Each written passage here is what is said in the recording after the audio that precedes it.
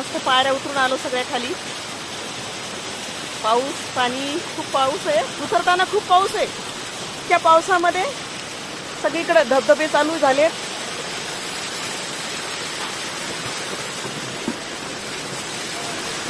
पाणीच पाणी सगळीकडं.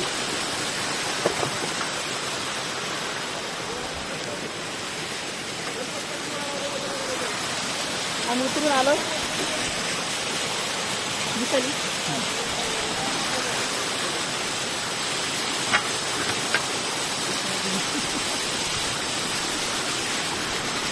खरंच कळसूबाईचं बापरे म्हणतात तसं. पाऊस पडल्यामुळे थोडंसं अवघड झालं आम्हाला. नाहीतर आम्ही एकदम व्यवस्थित चढलो आणि उतरलो.